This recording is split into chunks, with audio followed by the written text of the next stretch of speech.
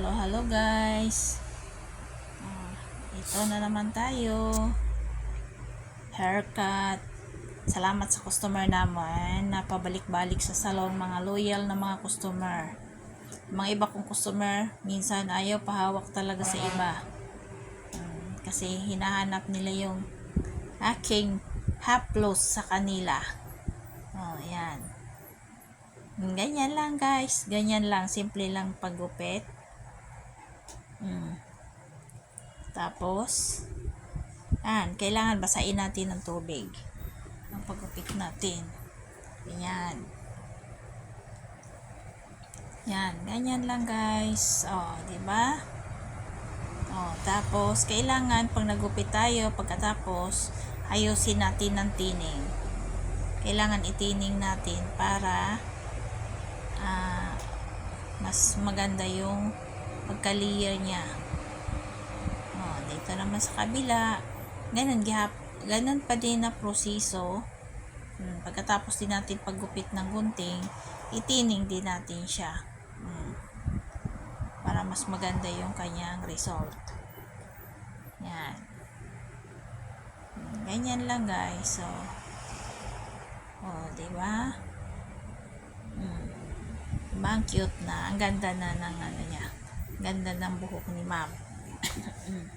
Kaya nagpapasalamat ako sa mga customer ko na mga loyal din at pabalik-balik sa salon. Maraming salamat sa inyo. At saka kung gusto pa ninyo, nagtitining ako.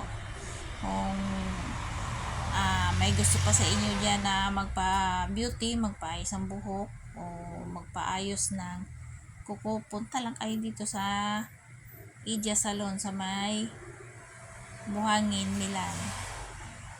Ganyan lang guys. Diba? Diba? Kaganda na ng buhok ni ma'am. Yan. Tapos magbo-blower saglit para matuyo-tuyo naman. Yan. Yan. Diba? Pagkatapos, yan, i-brush natin.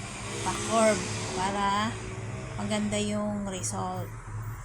Hindi natin ibabrush yan na ipa-straight lang. Kailangan ipa-curve natin. Yan. Ganon. Yan. Ganyan siya guys.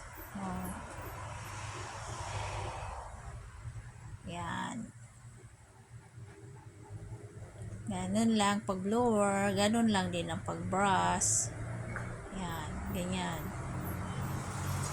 Tapos, ipinis natin kasi minsan may mga alpas pa yan. Yan. Ganun lang. Ganun lang kasimple guys. Yan, ang bobcat. Yan. Pero iba-ibang klaseng bobcat. May bobcat labas tayo ngayon, hindi labas. Salamat guys sa panood nyo. Bye-bye. Follow me more and share my video guys. Salamat sa lahat ng inyong mga support sa akin.